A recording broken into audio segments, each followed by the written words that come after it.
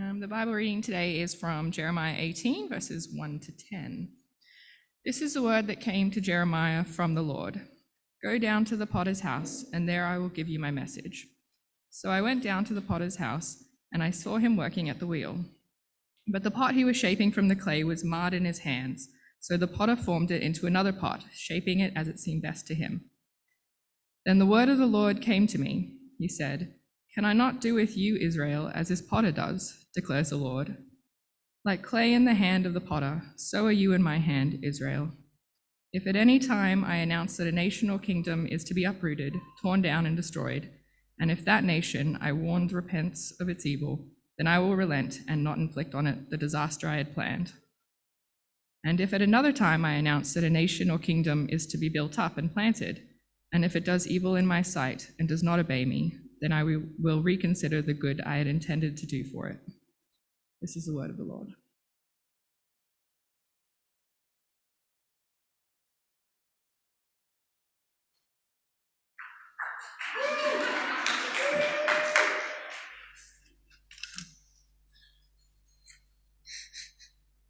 Thank you.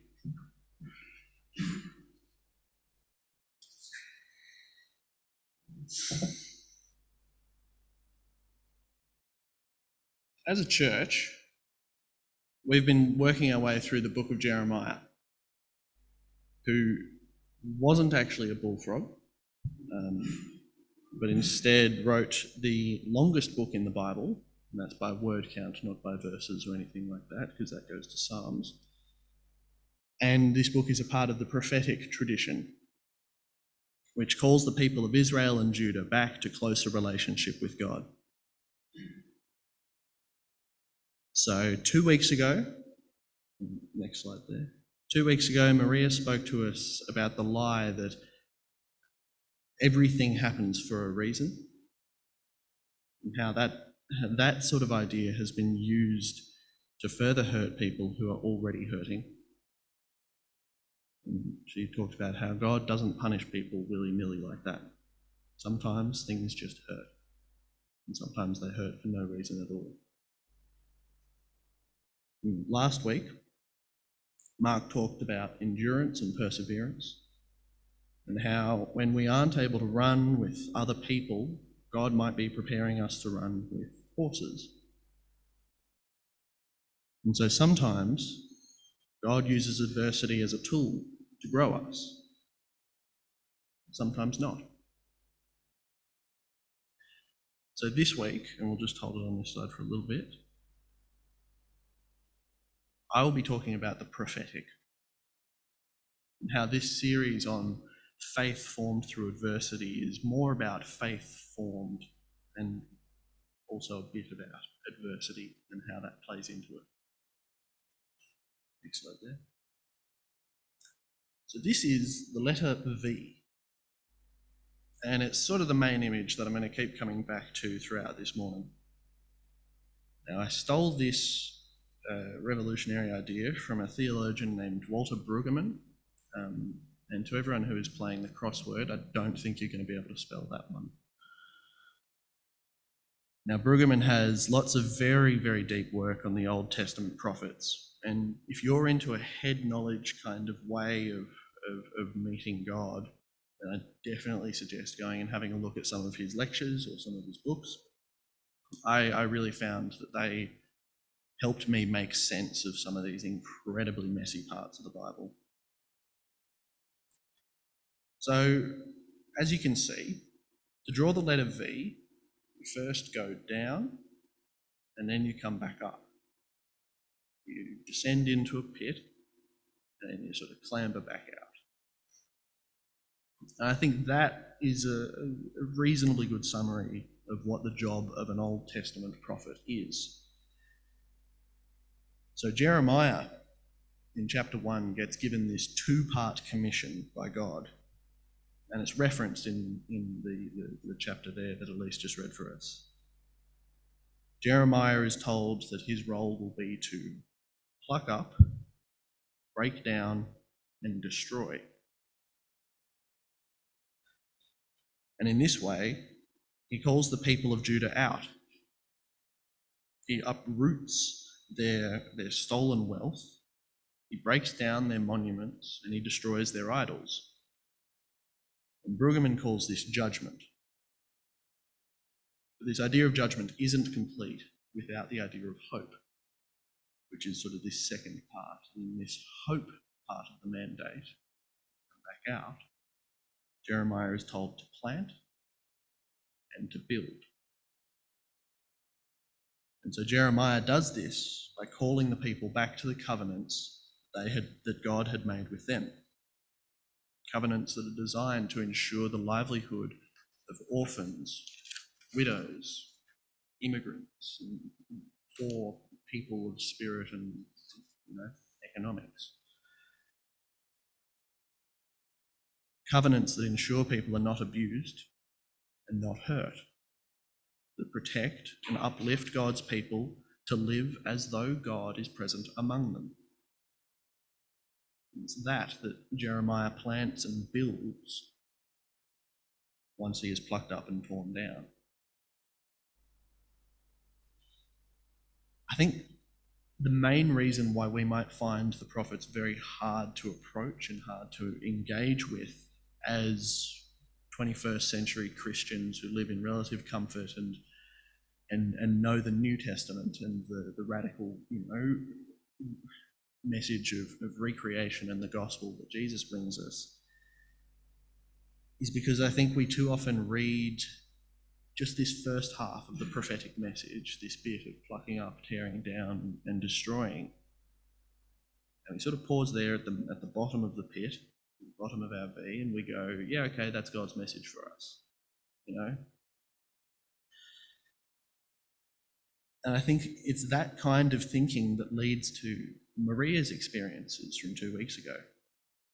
Going through adversity and being told that God is punishing her for an unconfessed sin, being told that her pain was her fault and in some way divinely promised by God. That only sees this first half of the V, this judgment section. And I think a lot of Mark's story of endurance was also mainly this first half of the V. And Mark spoke about experiences of crippling anxiety and his incapacity of running with people, and then about perseverance and endurance. I think Mark's experience ultimately involved being shoved down this pit, and upon hitting the bottom, finding that God had actually equipped him to start moving back out. But if we only see this falling back down, then we get the crucifixion without the resurrection. So today, I'm here to sort of do this uptick bit. I'm here to tell you that God's purpose is always to rescue, restore, reconcile, replant, and rebuild. This is what Jeremiah's writing is all about. So while he rips and tears and uproots and destroys in so much of his writing, and if you want to see that, just read the couple of verses after where Elise stopped. The purpose of all of this is to bring us out of that abyss. And I've said Walter Brueggemann describes this V-shaped prophetic mandate as revolving around the connected ideas of judgment and hope. Not judgment without hope. And obviously, crucifixion is followed by the resurrection. And so we come to the potter. And I think I'll also just point out, this is a thing that we did with the youth a couple of years ago now, where we went and took a bunch of old plates that we didn't want anymore, and we smashed them up. And, that's the image. We broke a bunch of pots, and then we glued them back together into a new kind of cool, beautiful thing. Now, in this story, it's a bit different. Jeremiah is told to go visit a potter and see what God has to say. The potter is there making a clay pot when they notice that it isn't quite right. But the clay is still soft, and so the potter says, oh, all right then. And plucks it up, breaks it down, and destroys it. And so then the potter takes that lump of clay and reworks it, plants it on the bench and builds it so that it becomes a new masterpiece. And God tells Jeremiah, God can do this with us. So the potter's intention at every step of this story is to make the pot better, to make the pot good.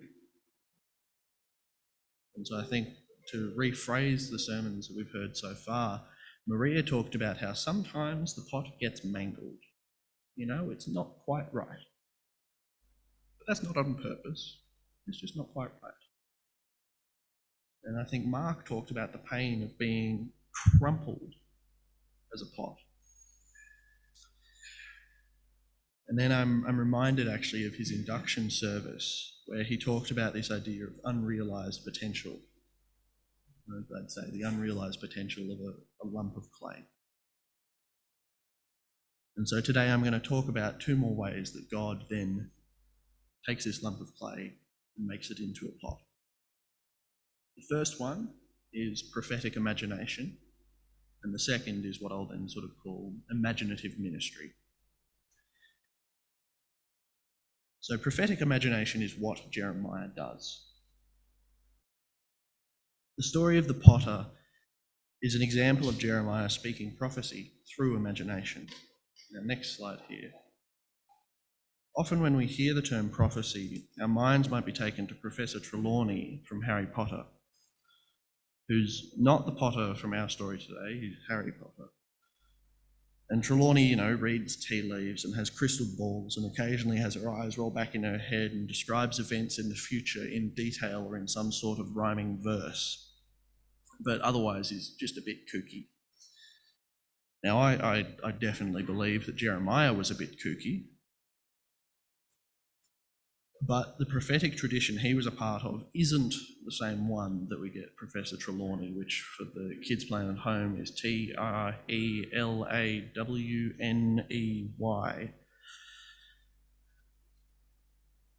And I think part of the reason why Jeremiah and Trelawney are so different is because Jeremiah doesn't focus only on the future. Of course, he does a lot of predicting the future, and a lot of his predictions come true in really tragic ways. But the focus isn't over there. Instead, the focus of an Old Testament prophet is backwards. It's back through Israel's history, back through their walk with God, back to the covenants that they have made. Jeremiah effectively looks back and says, we used to know God and now we don't. And so Jeremiah, looking back to when the covenant was there, when God was undeniably with them, he then takes that and imagines what our world would look like if we were still living like that, if we were still acting as though God is there. Now, God, of course, never went anywhere. God's been there the whole time. But we can be very good at forgetting that and acting like he's not. So Jeremiah's prophetic imagination is something like looking at the world as it is. I'll go to the next slide there to get us off this slide. I really shouldn't be allowed to make slideshows. But Jeremiah's prophetic imagination is looking at the world as it is and imagining the world as it should be, but also the world as it could be. This is not just a sort of pie-in-the-sky imagination of a world where nothing is ever wrong. It's an imagination of the world as though God is there. What if we did that? Now, in this imagining, of course, he says some horrifically cruel things. Because the world as it is quite broken. And there is an element of judgment before hope in Jeremiah's story. And in Jeremiah's experience, he had to shove that world down, pluck it up, tear it down, and destroy it. But then, the point of that, point of Jeremiah's covenantally inspired prophetic world which knows God, is then planted and is then built. And that is the point. God's goal is always hope with faith and because of love. So, what's the call of the gospel then? What's going on here? What do we do? Well, I would say it is for us to imagine the world as it could be and do it. And I would call that imaginative ministry, looking for ways that we can change our behaviours and looking for ways that we can do new things and make things more like what God would have intended.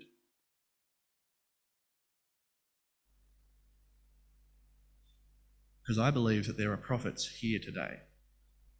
And I think that God is actively at work in our world. God never left. God didn't go anywhere. And I think that God is actively at work in confusing, unseen ways. And I think that the prophets are the people who make these ways seen. Walter Brueggemann points out that a prophet is actually someone with absolutely no qualifications or credentials. Jeremiah was a bullfrog. No, but he was a child, effectively, when God said, you're the one who's going to come out and you're the one who's going to start shouting that I'm here.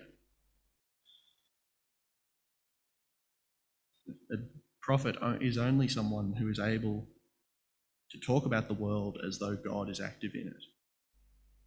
Now, of course, we could easily look around and say someone like Martin Luther King or Gandhi or someone like that. But I think when we do that, we make it almost unattainable.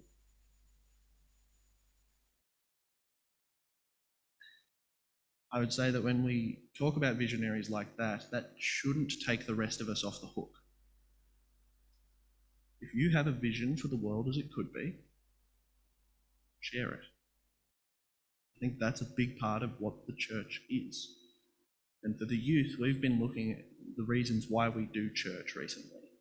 And the one that I'm going to talk about a little bit today is ministry. Because I think from a prophetic imagining of what the world could be like, we step forward and we put that world into action. And we do things like our blessing talks. We do things like help run Ashfield Baptist homes or the childcare. We do these things because we are imagining a world as it could be. And we're trying to put that world into action.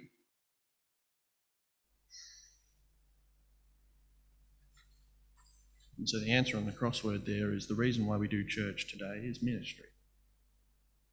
It's a prophetic, imaginative ministry that doesn't just try to recreate the world as it is, but actually tries to change it.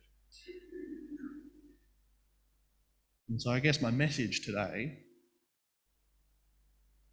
is you should be living your life as though God is active in your world. Look for opportunities to love your neighbours. And I think I've got 2 more slides, but neither of them are that important. But just on the last one, I say something that I might actually say now.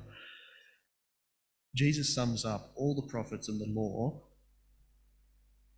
by saying, you shall love the Lord your God with all your heart, with all your soul, and with all your mind. And you shall love your neighbour as yourself.